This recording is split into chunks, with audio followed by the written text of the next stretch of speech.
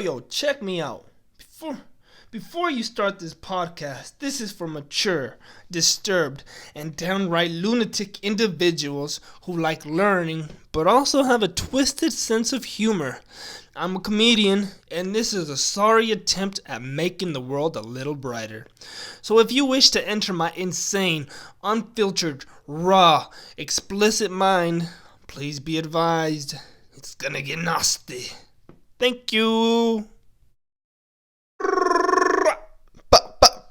What up, everybody? Welcome back to another great and exciting episode of the Wandering Mind Podcast, where the mind wanders. I, of course, am your extremely dapper and happy, positive, and gay host, Kevin G.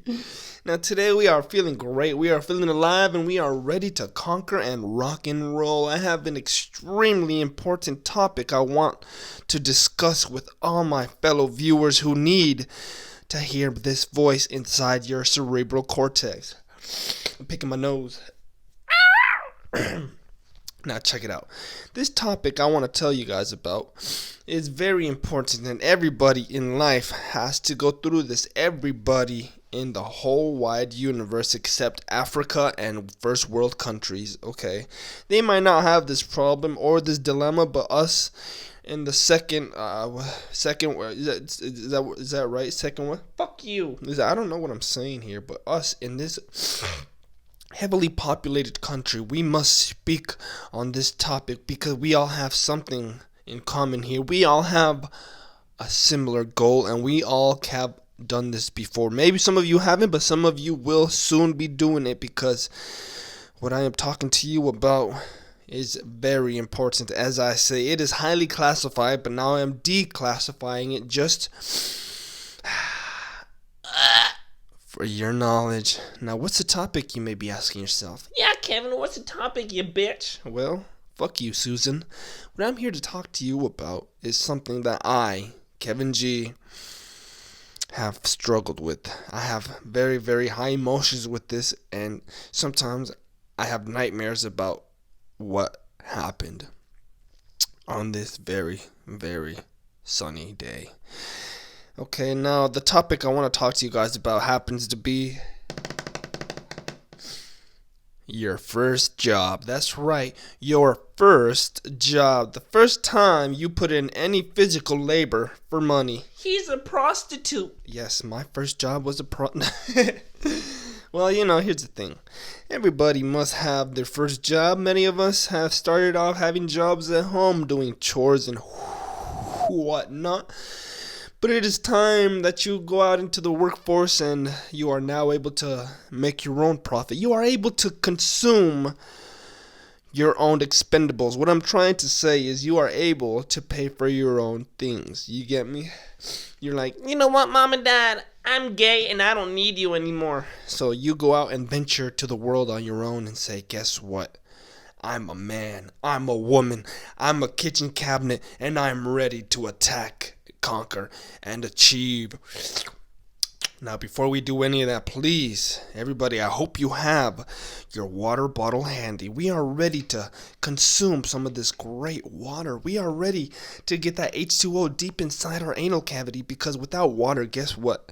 We cannot properly function. We are not hydrated, and we are not able to achieve. So everybody, please have your water bottle, your cup of water, whatever you have handy, full of water. Make sure it is water, okay? Make sure it's not vodka. Bill, I'm talking to you. Put that fucking vodka away. Make sure it's water.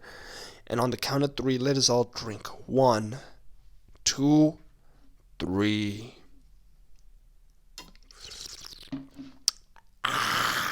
Delicioso. It is always important for you to get that water inside of you, because if you do not have that water, you cannot live. And if you cannot live, you cannot achieve. And if you cannot achieve, guess what? I will lick your nipple, and then I will pull the hair out of my tooth. Okay? So let's get back to what we were talking about. What were we talking about? Our first job. Okay, maybe you got tired of having to ask your mother and father for money. Maybe you got tired of getting molested by your uncle for $5. Maybe you just had it with life and you just want some kind of money inside your pockets. You're like, I'm tired of being broke and my ass hurts from Uncle Bill. Well, guess what? You are now the age of 16, okay? Maybe you are younger because in some states you are allowed to work at a younger age. You are allowed to work at a younger age, okay? Now, if you are a child actor, you are allowed to work at an even younger age, you feel me? It just all depends. Oh my God, I got something in my nose. I think it's cocaine. Oh, I just puked in my mouth. It kind of tasted good. You ever puke in your mouth and then the food you ate earlier tastes better the second time around? Okay, sorry about that. Yeah. That's right, kids. That's right. You know what you got yourself into. Don't be coming in here thinking you're gonna get the best fucking beautiful advice from some dude named Phil who has lived 17 lives, has 3 wives, and is an all-around great man. You getting advice from me, the raunchy, sexy, debonair Kevin G, who has 7 nipples, 3 toes, and a personality to match his looks. That's right. You're fucking ugly. So, stop saying that. You guys are hurting my feelings. My self-esteem is so low right now. Somebody tell me I'm beautiful. Okay, scene. Back to what I was talking about. Sorry about that. I happen to have a little ADHD, ADD, and I might have STDs. But who knows? I do not go to the doctor. But your first job, your first trabajo, as they say in Spanish. Oh my God, I'm feeling great. I'm feeling good and I'm feeling alive. I took my Death Wish coffee, as you guys know I take on the daily because I love me some caffeine. It is barely starting to hit me. I drank it like maybe 5 minutes ago and now it is starting to hit me right in the fucking testicles. It was like an uppercut right to my cock. Whoa, I'm feeling good, boy. Oh yeah, brother, I'm feeling alive, brother. Oh shit, I think I coughed. I did cough. Why did I say I think I did? Okay, but your first job. Let's try to get my mind straight here. Okay, I know I am all over the place, but hey, that is what you are here for. You are here for great quality entertainment. You are here for the kind of entertainment that nobody else can bring you. You are here for this sexy voice. Oh, you like that in your ear, daddy? Yeah? Yeah, you like it when I talk to you like that? Oh, yeah? Take your fist out my ass. Oh my God. I'm too much sometimes. I'm too much. But I remember my first job. Well, I consider my first job I've talked about it before here on the podcast. If you got, it was during my fast food rant. If you guys want to check that out, it's about I think episode number 20. Let's say 28. Go ahead, check them all out. Why don't you guys check them out? Go ahead. It's fun. It's fun. Go through 1 through I think I'm at 36 today. 36. Shout out to number podcast 36. We are here. We are queer and we are making it. You get me? We're 36 episodes in. And we are strong on the daily uploads every mother freaking day. Because if you want the best quality content, we are here for you, okay? We are here to rip your nipples off with my dirty ass toe, okay? If that's what you're in for, that's what you're into, guess what? I'm bringing it to you. And I'm here to bring the pain, brother. Yeah, Hulkamania, running wild. Jesus Christ, Kevin, could you just tell me about your first job already, you fucking asshole? Okay, I'm sorry. You do not have to be so mean to me. I just want to be your friend. I want to be your lover, but most of all, I want to be your mentor, okay? Let me inside your brain. And then let me inside of you, Billy. My first job happened to be Sonic the Hedgehog. Sonic the fast food restaurant. Now I say that as my first job, but I've had other jobs before. So I feel like that was my first actual job because I had coworkers, I was on payroll, and I actually had a scheduled shift that I had to adhere by. So I had other jobs such as I was a paperboy. Let me tell you a little bit about my paperboy job before I get too balls deep into my Sonic career. It wasn't long-lived, let me tell you. It was a short-lived Sonic career. Fuck that job. But yeah, here I was as a paperboy. I was about, let's say, I was in no, yeah, I was a high schooler, maybe either a freshman or a sophomore. Freshman or a sophomore, and I was a paper boy. And let me tell you, these fucking paper boys get paid bullcrap. They do not get paid what they should. They do not get compensated financially for the hard labor that they do, and that is coming straight from the source of a paper boy himself. Okay, let me wipe my nose here. I got some boogers in there and whatnot. I was a paper boy for about a good 6 to 8 months. Okay, my memory is a little foggy due to all the beatings. Okay, well, what they did is, okay, I signed up for a route. I loved being a paper boy. It was pretty fun because I did it during the summer and into the school year as well, because I didn't want to give up that good hard cash, that hard cash in my pockets. I was addicted to the dinero. You get me? Call me Robert De Niro because I had dinero. So anyways, I had that money coming in like crazy. Now, as a person that didn't really make much money, actually I made zero money at all because I was not one of these white folks that had money. Here's your allowance, Billy. Just clean up the house. You know what it was? Clean up the house, bitch, or I'm going to whoop your ass when I get home. That's the kind of allowance I had. I had the allowance of living there and all the food in the fridge, okay? There was no money there. Yeah, okay, so I had to actually do outside work to get paid. Shout out to the Mexican household. Now, as a young adolescent, I think I was about, how old was I? I graduated 17, 17, 16, 15, 14, 13 or 14. Damn, sorry about all that sniffling, it's drugs and drugs associate. How's Hank sell it? I sell drugs and drug paraphernalia, something like that. Shout out to Hank Hill. When he was a pimp, he was such a stud. Did you get me? He used to wear that big hat. He pimp slapped Snoop Dogg. He pimp slapped Snoop Doggy Dogg. That was a beautiful episode. Go back to 17 episodes ago of Hank Hill, and you will see him. That is my hoe, bitch. Propane and propane accessories. Okay, I'm going to try to stop sniffling, okay? It's just that it's a little hot in here in the studio. As you guys know, I keep it at 100 degrees in this studio because I'm crazy and I love to sweat. I'm currently in my underwear and no shirt on, and I have one sock with a hole in it. So if that tells you anything, that tells you that I am living like a tweaker. Shout out to all my tweakers. Yeah, dude. I love you so much. You're my number one favorite guy, Kevin. Yeah, keep making more. Go get some help, dude. Go to rehab, please. Yeah, I'll do that right now. Let me just take one more hit of speed, dude. Yeah. Okay, that happens to be my great audience right there.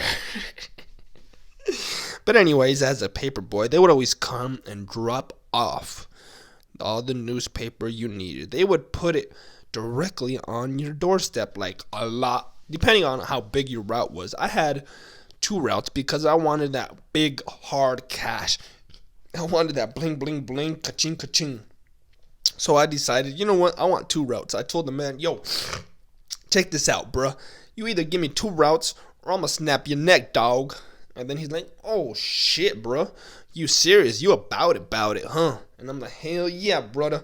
And then I was wearing a gold chain at the time, and then like 7 rings on my left hand because I have 7 fingers on my left hand. And then I was like, yeah, bro. And then I had a fedora on, and then a wife beater, and then like a beautiful, beautiful pair of brown shoes. One was a boot, the other one was just an open-toed sandal. Oh, God. Anyways, yeah, I told them I wanted 2 routes, and they were pretty close to each other. So it wasn't like too crazy for me. It wasn't like I had to travel 17 miles just to get a bucket of water. It was more so like the whole route altogether, I would say, was about 2.5 miles. 2.5 miles completed both of them. You get me? And I always did it by bike. I don't know why people would ever do it on their car. I would always check people out doing it in their car, and I would be like, that is a waste of gas. And also, you could do it a whole lot faster if you are on your bike. You don't have to really wait for all those stop signs and traffic signals and all that lame shit that that cars have to do. You could just break the rules. Breaking the law.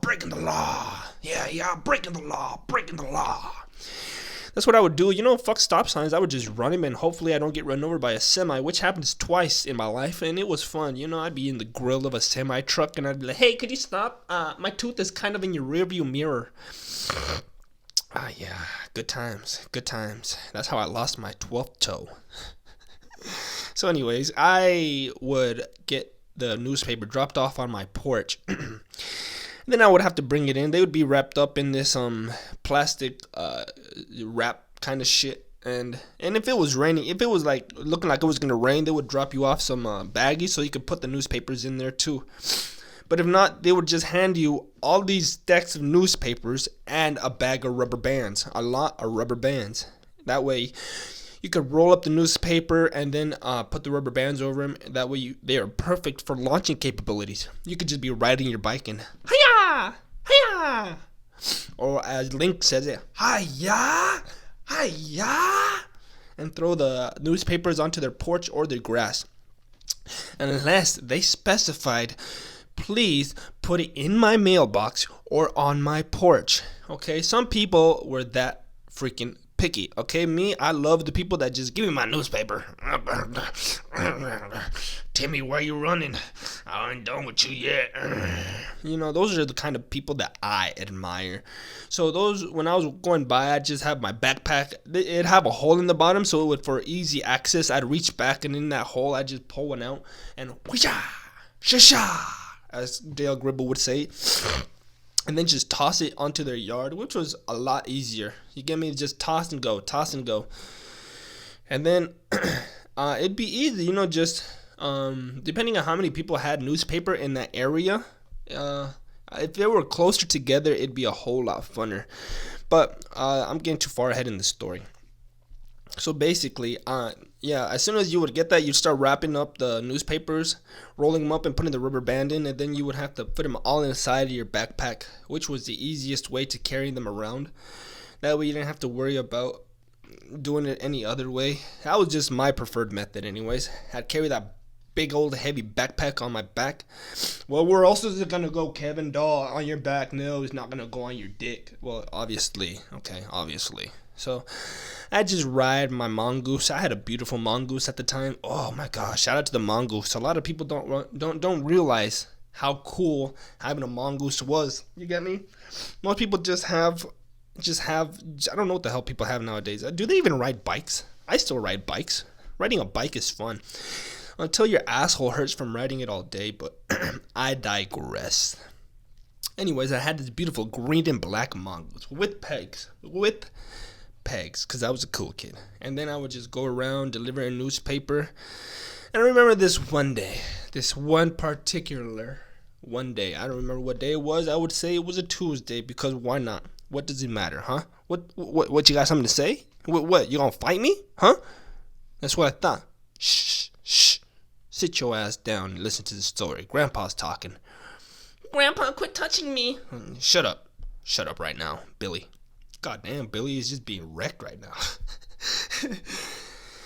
It was raining this particular day.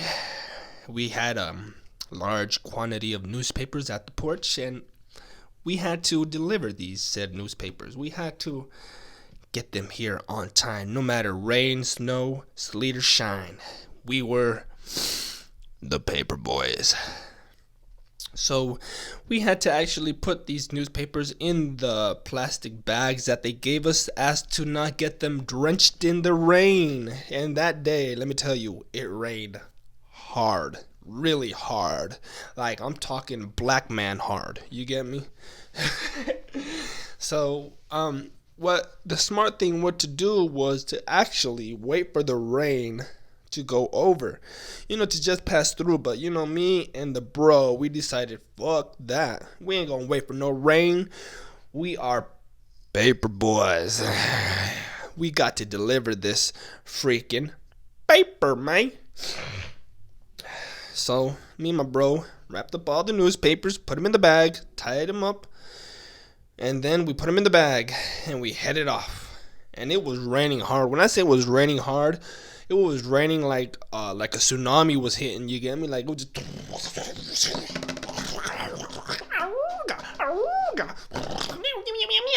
And then everything was just coming down hard, like raining cats and dogs. Like when a raindrop hit you, it felt like a hammer landed on your head. It hurt. And then it started to hail as well. Like, I don't know what we were thinking. Like, really? We were just in the freaking thick of it. And then I remember there was this one newspaper that they wanted you to ring their doorbell and hand it to them, hand deliver this newspaper to them. So me and my bro, we found some shelter under their little roof thing. We knocked on their door. Hello? Hi, I'm here to deliver your newspaper. It's raining really hard out there. What are you guys doing out here? We gotta deliver our newspaper. Well, you guys could stay here for a while if you guys want. No, we got papers to deliver. You sure? Because it's raining really hard right now. No, we got a lot more things to do here, buddy. Okay, I understand. All right, later. All right. Well, what we fucked up was we should have stayed there. We should have sought shelter because it did not stop. The hail kept coming down, and the rain was hard. So we proceeded with our route, getting drenched in the process. Let me tell you, a sweater was not suffice for this kind of weather. It was horrible weather to be a paperboy that day. So we ventured on, delivering all these wonderful people their newspaper. Nobody reads newspaper nowadays, I'm guessing, unless you are 65 and older and have missing teeth. Shout out to all my meth heads. Hold up. Okay, I burped. That felt better. And here's the thing. We made it through that day. All the newspapers were delivered. Everything was gone. We delivered everybody's great quality newspaper at a reasonable time with the horrible weather, which we shouldn't have been anyways, but that was part of the paper life, and we got paid. We were horribly compensated. I believe we were getting paid about at least $120 a month. $120. Can you believe that shit? That is like what, like $2 a day? That is like freaking slave wages right there, man. Paper boys do not get paid what they should be getting paid. But yeah, that was one of my first official jobs. The other one I had was detasseling. Detasseling, if you guys don't know, is more of a Midwestern kind of job where you go around and it's in the name. You take the tassels off the corn. You get me? It's like these things that you take off the corn so it won't keep fucking the rest of the corn, and I think it's a female corn could sprout beautiful looking corn. You get me? Because if you don't take them off, they're not gonna really bloom. They're not gonna have corn. They're not gonna become corn. They're just gonna keep trying to fuck. You get me? Yeah. Even crops fuck. You get me? That's what they do. They're trying to put their sperm all over the other female corn. So you have to go around and taking off. I think you're like taking off the cock off the corn. And just to keep putting it in layman's term, you have to go through the thick of all that corn. So let's start from the beginning here. Okay. There I was. This was probably a few months later when I decided to quit becoming a paperboy because I said I hate being a paperboy. Let me wipe my nose real quick. God damn it, man. Oh my god. That coffee plus the heat of this room is really messing up my vibe. My chakra is off balance right now. But there I was, freshly released from my paperboy job, and I was still hungry for more cash. I wanted more capital. I needed profit in my pockets. So I did the only thing available to me at that time during a summer of 2000 and something. I don't remember. But there I was. I think 2008 or 9. 2008 or 9. I was a young lad at the time, and they told me, you can make pretty decent money if you go join the detasseling clubs. So I said, detasseling, that sounds fun. I can does it. I can does it. I'm a dun diddly boy. Yep, dun diddly, yep. So I signed up to become a detasseler. It was hot that summer. Extremely hot. Like so hot, if you didn't have some water bottles, you would probably die of dehydration hot. You get me? But you had to wake up early in the morning, the butt crack of dawn. You get me? Probably around 5 a.m. Whew, whew, horrible. And you had to show up to your local high school. There was these buses that would wait for you at the local high school. So everybody that signed up had to be dropped off at the high school so you could board the bus. So you could jump on speak English, ho. So you could jump onto the bus. So there I was, my first day, a little nervous. I was with my brothers because, we're going to do this together. We're going to become the power team. We're getting cash. Or so we thought. So we were waiting there.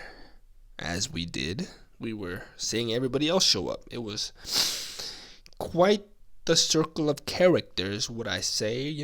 Everybody else was having fun on summer vacation, but there we were, getting cash, getting money, getting moolah, baby, young moolah, baby, Little Wayne.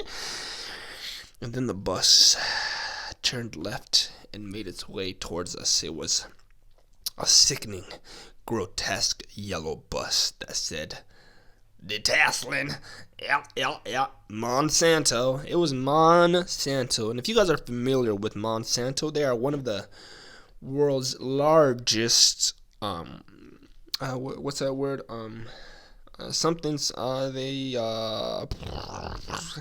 They put GMOs and whatnot, they put, basically, they stop the bugs from murdering your crops. Okay, that's what they are. They put some sort of shit all over the crop so that way the bugs aren't eating it.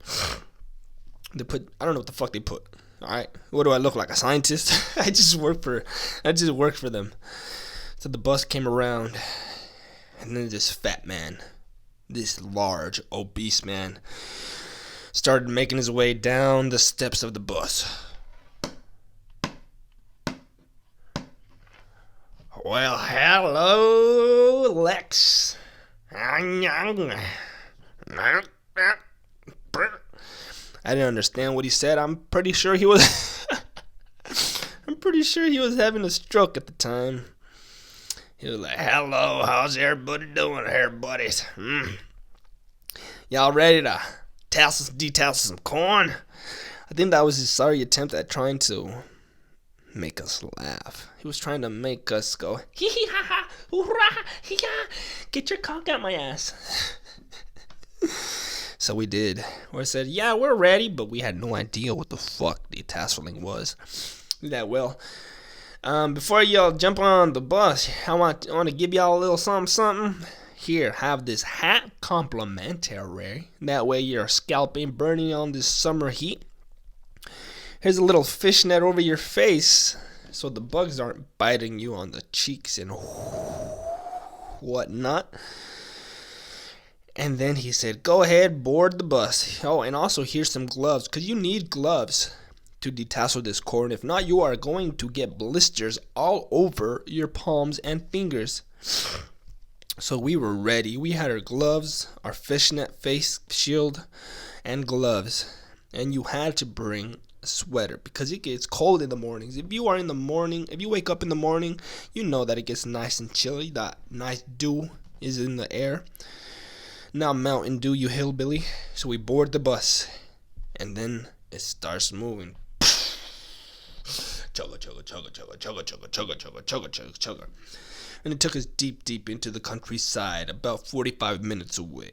45 minutes away into uncharted territory where I have never been before, nor have any of these other individuals. And all we see is a lot of corn. Just tons of corn just coming at you like a porn star. You get me? Just open their legs. Hiya! And then you just hear the bus stop. We thought that it broke down. We're like, oh no, we're in the middle of nowhere. Where's Courage the Cowardly Dog? But unfortunately, Muriel and Eustace were nowhere around. He said, yeah, well, we're here. That's what the man said, who was the main dude, the supervisor, I guess you would call him.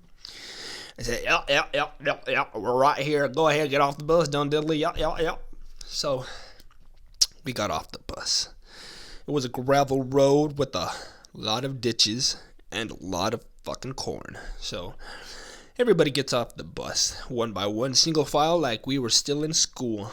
And then we have to group up so that way the supervisor can speak to us and let us know what's happening, what's the craps on the haps. He said, yeah, what's up, everybody? Yeah, so how many of y'all have detasseled before? And there was like one or two people that have only done it. He said, oh, so we got a whole new crew, huh? Yeah. I don't know why he sounds like a fucking southerner or whatever. Like a hillbilly or something. But yeah, that's how he sounded. And then we get off the bus and yeah, we're grouped up and he's like, all right, well, let me show y'all what a tassel is. So we had to all go towards this one corn, and it was like this one straw looking thing that broke off that looked like wheat. You guys know what wheat looks like? It's like grainy. You get me? It's just like a stem and then like grains on top of it. I said, what you gonna want to do is just pull this right off. So you just grab it and pluck it up, and then the whole stem comes off. You get me? He's like, that's all you have to do. He made it sound so simple, so easy peasy lemon squeezy. But what he didn't tell us, sorry, I died a little bit. What he didn't tell us is there was millions and millions of tassels in this fucking cornfield, and we had to get a lot of it. We had to get all of it done before we could go home. We were basically plantation workers. We went back to the 1800s and we were slaves once again, unfortunately. And he said, all right, what you got? You got 2 rows, okay? You go into this row, you do the left side first, right? And then on your way back, you have to do the other side, your right side.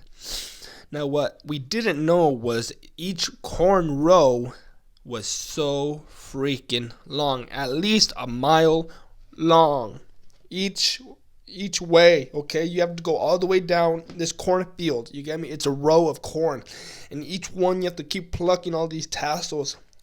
Every one you have to keep plucking the tassels until you make your way out onto the other side. Okay, so you have to go through pluck.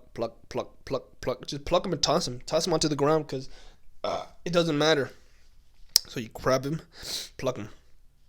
And then, some people went insane. Some people never made it out. Like little Billy Joe Robinson, he never made it out. I think he died. He might still be in there going insane. He might be eating the corn. I think that's where he started his cult, Children of the Corn, because he went, ha, I'm crazy. And then he started swallowing corn whole. Anyways, you had to pluck them all the way down. And then when you would reach the other side of the cornfield, holy crap, it was like finding Narnia. You were so happy just to be out of there. You would be like, ah. But unfortunately, once you reach the other side, you had to make your way back inside that same row and start doing the other side and plucking the tassels from there. It was horrible, horrendous, and downright dirty work. The worst part was when you were there in the beginning, the early mornings, because what would happen was the corn had dew. It was like, when I say dew, it means like wet corn. You get me? Like, it was wet corn. So every time you would walk through it, you would have these corn leaves hitting you in the face. Wet corn leaves hitting you in the face. Every time you took a step, just whack. And your face would be getting wet, and then it'd be getting itchy because of the corn. And then it would just, oh my God, just thinking about it, I thank God I don't have to do that anymore. You get me? You would be walking, slap, pluck a tassel, keep walking, slap, grab another tassel. And then you had to do that each and every way. And not all the rows were created even. I remember I lucked out one day, because I went through and I got this one row. I'm like, this feels like a good lucky row. So I went through it, and my row ended early. It was like early, like it was like maybe halfway, like a half mile. And then I seen my friend, he was on the other side of me. He was like, what the fuck? Because he still had to go the rest of his way. He still had a mile left. I had like, just, I was done. I just had to make my way back now. Some cornfields cut off early, and that was when you were extremely lucky. And then you just had to make your way back. But you also got paid by the amount of rows you did. If you didn't do a lot of rows, you weren't compensated financially. And then some of the workers that worked there would go through your row and see what kind of quality job you did. And if they seen that you missed a lot of tassels, they would deduct pay. They would just deduct pay for every little reason. You get me? You would be getting screwed in the ass every freaking way they could find. Nah, you didn't do enough here. Nope. You missed some here. Nope. You didn't do it all the way. Nope. Did blah, blah, blah, blah. Nope. You took too long on break. They would be trying to nickel and dime you for everything. And then they would try to sell you these backpacks full of water. You know, water backpacks that you could fill with water and carry them in the row with you. Why the fuck would you want one of those? They're like, yeah, we got these backpacks. You could have them. We'll just deduct them from your pay. And they were overly priced. You get me? I think they were like normally $10, and they were charging like $25 for each one. I'm like, God damn, who's buying these bags? Just carry a water bottle. They were just trying to hustle you for every little thing. You get me? So fuck you, detasseling, and fuck Monsanto. You get me? And we had to do that. And then in the heat, in the morning, it was so cold, damp, and rainy. And then during when it would warm up, because we would do that for about, like, it was a regular shift, like 8 hours, man. I'm talking 8 hours of this wet corn hitting you in the face. And then come noon, it would be scorching hot heat, summer heat. You get me? You know how hot it gets in the summer? Just burning down on your neck. Most of us, we would go in there white and we'd come out black. We'd become Negroes, as they say. We would be so black, it wasn't even funny. Some people were turning red because they got sunburned. Like, it was horrible for some individuals, but I'm of the colored variety, so I didn't have to worry about that too much. Because when you have mixed ethnicities inside you, the sun doesn't bother you as much because you aren't a little bitch who has white skin. I'm just kidding, but no, I'm not. We don't need sunscreen. We just take it. We take it hard. So there we were. What the fuck did I just say? Hold on, let me get a little sip of water real quick. Let me wipe my nose. A lot of boogies. Shout out to the boogie gang. Oh yeah, and then in the summer, the hat would not help at all, man. They would pretend that the help. I speak English, please speak English, Kevin. No, I don't want to speak English. You're ugly. Oh my god. Sorry about that. The heat would come around noon. And that shit was so hot. If you weren't wearing something around your neck, oh my god, your neck would be an ungodly shade of black. Like, your skin would be black and your neck would be like dark black. Like, it was nasty. It looked like you had some kind of disease, that's what I'm saying. So, and then you'd be sweating, and instead of that wet corn hitting you in the face, it'd be that hot corn husk hitting you straight in the face. You'd be getting whacked with hot corn every time. Get a tassel, whack. Get another tassel, whack. And then, like, all the time you're walking on uneven ground because the rows have to be higher than the actual ground. That's why they're corn rows. You get me? It looks like a black person's hair. You know how that's why they call them corn rows. Just exactly like that. You get me? Pretend you're walking in between a black person's hair with corn rows. It was just nasty time. I wonder if that's why they call them corn rows. Because, slavery and shit. Who knows? Shout out to my ancestors. Oh my god. But yeah. And then the summer heat was unbearable, and we had to do that throughout the whole freaking day. It was nasty weather. And then we had to get a lot done. Okay, as soon as we got done with this field, we're like, oh, we finished. We're completely done. No. You'd board the bus back, and you'd think you were going home, but they take you to another field. All right, we have this one to do now. You'd have to do at least 2 or 3 fields a day. 2 or 3 fields a day. That way you could go home. And you couldn't go home until they were done. They would hold you hostage, man. They would hold you like hostage until you couldn't breathe no more. And then they'd have you on the floor. All right, go ahead, breathe. It's okay. They pour some water on your head. It's okay. Are you good? Now get back in there and fucking tassel, you bitch. It was a horrible time there. I cried a lot. I what they say, was devastated. But I would say the pay was better than being a paper boy. You get me? being a paper boy was, I would say, easier than doing all that detasseling, but you didn't get paid as much. You didn't get paid until the end of summer. You get me? You would be working for free pretty much until the end. They would send your paychecks like 2-3 weeks after your last job. You get me? After you were completely done with the summer job, they would last like 2 or 3 weeks to send you your paycheck. And then what you would get paid was like I got paid like maybe $300 or $400, and that's a whole summer of work. That's like a week of work. You get me? In the real world. But when you don't have money, you believe that that's a lot of money. Like, wow, I just made $400 in one summer, dude. Whoa. And you would get paid more depending on how many rows you did, but more or less, the average was $300 or $400. Okay, you would always hear people, yeah, I got like $600. Yeah, but that motherfucker worked so hard, he was sweating and he almost died. So ain't nobody got time for that.